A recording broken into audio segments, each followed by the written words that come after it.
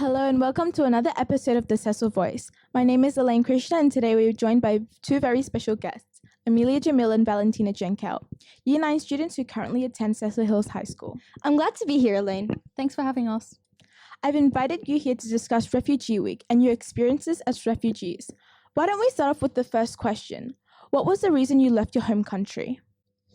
I left Iraq when I was 4 because of the wars and unstable living conditions.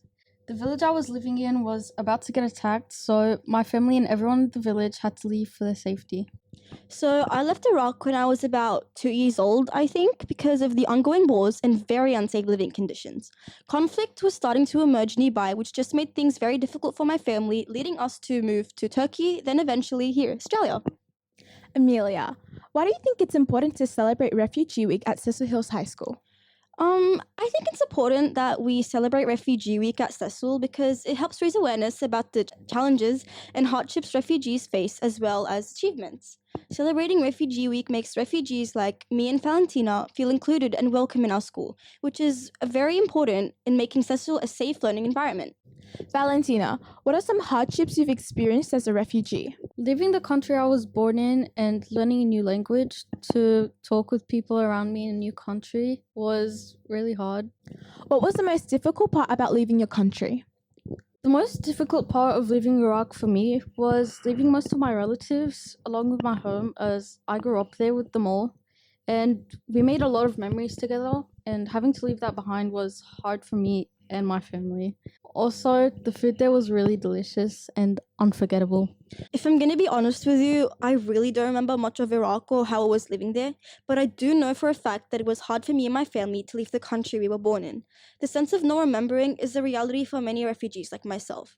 But even though I didn't remember much, I knew it was very difficult to leave behind friends and relatives along with our family home, which held lots of beautiful memories. And of course, you can't forget the food, because the Arab food here can't compare to the food in Iraq. What do you miss most about where you came from? I honestly miss my cousins the most and all the memories I made with them the few years I was in Iraq. Like I said before, I don't remember much of Iraq, but if I had to say something, it would definitely be the food, obviously, and a few of my relatives. Even though I didn't remember much of them, we are still connected by family bonds that can never be broken. What are your goals for the future, and is there anyone who inspires you? My goals for the future at the moment is just to make it out of high school with good grades and to focus on a career that I'll be happy with for the rest of my life. My mom is one of the people who inspires me because she works hard for our family every day, and no matter what, she always stays strong. This is going to be kind of hard for me because I have so many goals, but I think my main goal is to leave this place as a better person. I want to take a year's break from schooling and then move on to uni before getting myself a stable job. Is there anyone who inspires me? I mean, sort of.